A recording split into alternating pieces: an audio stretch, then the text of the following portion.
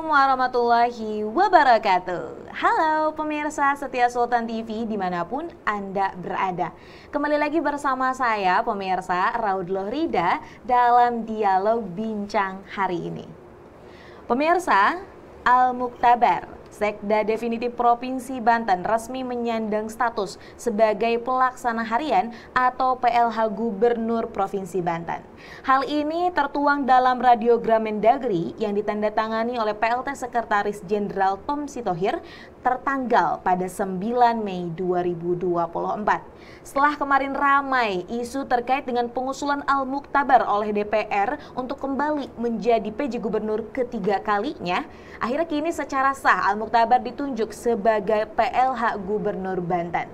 Lalu, apakah penunjukan Al-Muktabar sebagai PLH merupakan keputusan yang efisien? Saat ini di Studio Sultan TV telah hadir bersama kita narasumber Dr. Ahmad Sururi MSI yang merupakan pengamat kebijakan publik. Mari kita sapa terlebih dahulu. Assalamualaikum Bapak. Waalaikumsalam Mbak Rida. Apa kabar Pak? Sehat, Alhamdulillah. Alhamdulillah sehat ya Pak ya. Ya. Dan tentunya ini kali kedua ya Pak ya, Bapak berbincang nih di Studio Sultan TV. Kita akan membahas kalau topik yang hari ini nih sebenarnya topik yang panas-panas nih Pak di Banten. Betul, panas banget ya. Karena Pak kemarin kita juga sempat berbicara dengan beberapa narasumber nih terkait dengan pengusulan DPR nih Pak. Al-Muktabar diusulkan untuk menjadi PJ Gubernur yang ketiga kalinya. Dan ternyata ketok nih Pak, Al-Muktabar menjadi PLH Provinsi Banten. Nah, kita akan bahas terkait ini Pak, apakah itu merupakan satu bentuk efisiensi? Kita langsung masuk saja nih Pak ya, silakan, ke sesi diskusi nih Pak. Terkait dengan berita yang tadi nih Pak, saya mau dengar dulu pendapat Bapak mengenai hal tersebut.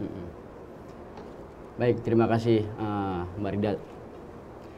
Jadi memang ada pertanyaan besar ya terkait dengan penunjukan Pak Al-Muktabar ya menjadi PLH hari ini. Jadi pertanyaan besarnya saya awali dengan pertanyaan, ada apa ya? Mengapa segaduh, seribut ini ya? Penunjukan PJ Gubernur beberapa waktu yang lalu, kemudian penunjukan PLH hari ini tanggal 9 Mei kemarin ya. Jadi ya Mbak, kalau kita urut ke belakang, memang ada penyebab besar kenapa saat ini di Indonesia banyak sekali yang PJ, PLH, ya, PLT. Penyebabnya adalah yaitu pilkada serentak yang akan dilaksanakan nanti November 2024. Ya, itu penyebab utamanya. Nah, beberapa daerah seharusnya sudah melaksanakan pilkada, baik itu tahun 2022, 2023 maupun 2024. Tapi karena tidak ada aturan bahwa emang semua pilkada itu diserentakkan di November nanti, sehingga emang semua daerah tidak bisa melaksanakan pilkada. Nah, dalam daerah tersebut kan harus ada pemimpin, harus ada gubernur, bupati dan wali kota, ya. Ada istilah kan, ada prinsip yang namanya no vacuum of power, ya. Tidak boleh terjadi kekuasaan, kekosongan kekuasaan. Mesti ada pemimpinnya, maka dipilihlah, ditunjuklah PJ, PLH atau PLT, baik itu gubernur, bupati maupun wali kota. Nah, Banten salah satu daerah yang memang terkena imbas tersebut.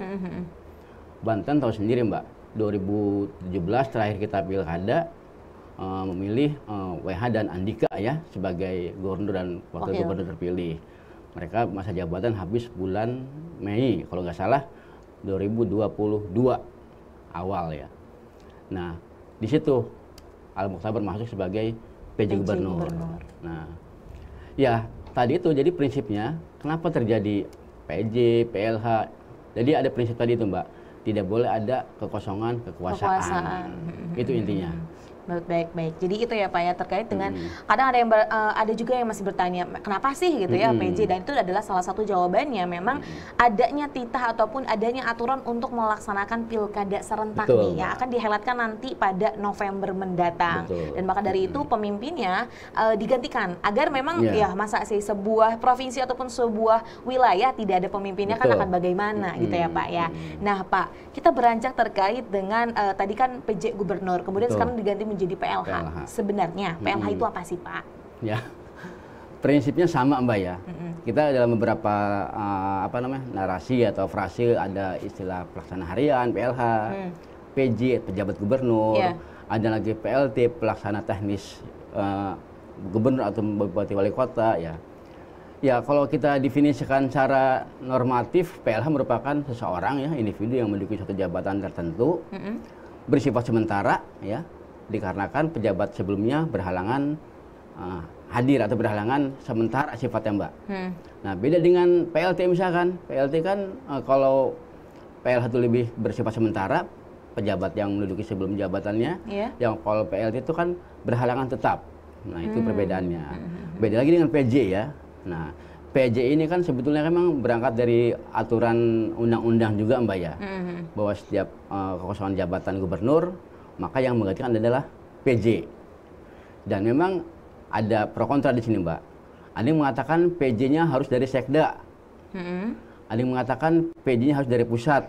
Nah, Banten termasuk yang memilih frase ini, yaitu PJ dari Sekda. Tuh. Makanya Banten tadi sempat kita diskusi, ada pengajuan nama-nama ternyata memang tidak masuk, ya. Dan memang cenderung mencengangkan, Mbak, ya. Kenapa tuh, Pak? Banten salah satunya daerah yang memang yang dipilih adalah sekdanya yang masuk menjadi PJ. Bukan dari pusat, ya, Pak, ya? Bukan dari pusat. Nah, belakangan sudah banyak nih. 2002 itu kan cukup mencengangkan. Pak Al-Mukhtabar jadi sekda, kemudian jadi PJ gubernur. Sementara yang lain tuh banyak dari dropping dari pusat kebanyakan. Tuh, Mbak. Baik. Kemudian, Pak, apakah ada perbedaan nih terkait dengan wewenang, tugas, ataupun perbedaan lainnya nih, Pak, antara PJ gubernur dan juga PLH? Ya. Jadi memang ada persamaan yang sangat kuat, ya, di antara dua nama ini, ya, PLH dan PJ ini. Yaitu tidak boleh memutuskan atau mengambil kebijakan yang sifatnya strategis. Apalagi misalkan strategis ini bisa berdampak pada perubahan hukum, organisasi, anggaran maupun kepegawaian. Jadi tidak boleh tuh misalkan contohnya memindahkan satu pejabat ke pejabat lain, pegawai ke pegawai lain. Tapi ada syaratnya, Mbak, bisa kecuali mendapatkan izin tertulis dari Kemendagri itu. Jadi semuanya kewenangannya sebenarnya ada di pusat. Izinnya di pusat semua. Nah, makanya PJ maupun PLH tidak boleh ambil keputusan yang sifatnya strategis, apalagi sampai merubah satu rencana kerja pembangunan. Itu tidak boleh. Jadi emang mengikuti hal yang memang sudah ditentukan yang berada dari pusat, ya, Pak, ya. Lalu untuk masa jabatan PLH sendiri? Nah, dalam beberapa referensi yang saya ketahui, jabatan PLH itu 3 bulan, Mbak. Dan bisa dipanjang 3 bulan berikutnya untuk PLH gubernur, ya. Nah, beda misalkan kemarin kalau kita ambil kasus PLH-nya Sekda, ya, Bu Virgo. Itu 15 hari ketentuannya. Dan bisa diperpanjang kembali 15 hari kemudian berikutnya. Kalau gubernur ini hanya 3 bulan. 3 bulan, tapi bisa diperpanjang lagi. Bisa diperpanjang lagi. Atau ada klausul yang mengatakan itu nanti lihat SK-nya nanti. Jadi kan ini SK-nya kan belum turun, Mbak, ya, baru radiogram kan. Ya, baru ini orang-orang Banten pertanyakan legalitasnya mana gitu, legalitas Pak Al ini jadi PLH. Karena yang lucunya DPR pun bertanya-tanya nih, Pak, katanya belum diinformasikan terkait pelantikannya sebagai PLH. Betul, karena SK-nya pun belum muncul sampai hari ini. Itu problemnya. Baru surat telegram dari Kemendagri yang menyatakan bahwa Pak Al ini jadi PLH. Nah, itu. Belum ada ininya, ya. Apalagi kita sebagai negara hukum juga butuh legalitas, ya, Pak, Betul, ya. Yang memang ini memperkuat bukti bahwa entah itu baik status seseorang ataupun hal-hal lainnya nih. Nah, berkaitan dengan hal tersebut nih, Pak. Apakah PLH ini bisa selain Pak Al-Mukhtabar ini, apakah bisa dijabat selain oleh Pak Al-Mukhtabar atau enggak kalau untuk PLH sendiri? Bisa sebetulnya. Tidak ada aturan yang menyatakan bahwa hanya satu orang atau orang tertentu yang dapat menduduki jabatan PLH-nya. Bisa dari pusat ataupun bisa dari yang memang punya jabatan setara. Jabatan JPT itu jabatan pimpinan tinggi, ya, eselon 1. Dan kebetulan Pak Al memang yang paling tertinggi, ya, kalau kita lihat dari struktur kedudukan jabatannya, ya. Baik. Kemudian, Pak, apakah perubahan nama kan jadi itu jatuhnya adalah perubahan nama doang, ya, Pak, ya? PJ gubernur menjadi PLH. Apakah hal tersebut merupakan keputusan yang cukup efisien dan tepat? Ya, saya pernah, Mbak, dalam beberapa mungkin 2 tahun pertama kemarin, ya, 2022, ketika ditanya oleh wartawan, apakah tepat Pak Al menjadi PJ gubernur? Saya mungkin orang yang mengatakan waktu itu tidak tepat. Alasannya? Mestinya dia tuh jadi PLH. Karena PLH ini kan posisi dia sebagai sekda itu akan tetap melekat. Oke. Jadi PLH dalam aturannya bisa diduduki oleh seorang sekda untuk bisa menjadi PLH gubernur, bukan PJ. Alasan saya begitu alasannya. Ya, ketika dia jadi PJ, jabatan sekdanya tetap muncul, tetap definitif ya, tetap melekati dia. Sama juga sebagai PLH, tetap sebagai sekda maupun sebagai pelaksana harian gubernur. Jadi sebenarnya kalau dibilang apakah sudah tepat, ada beberapa mungkin ketidaktepatan yang Bapak rasakan ya Pak ya, betul, terkait hal itu. Nah, kalau tadi kan saya bertanya terkait dengan pandangan Bapak nih, apakah keputusan tersebut sudah efisien dan juga tepat?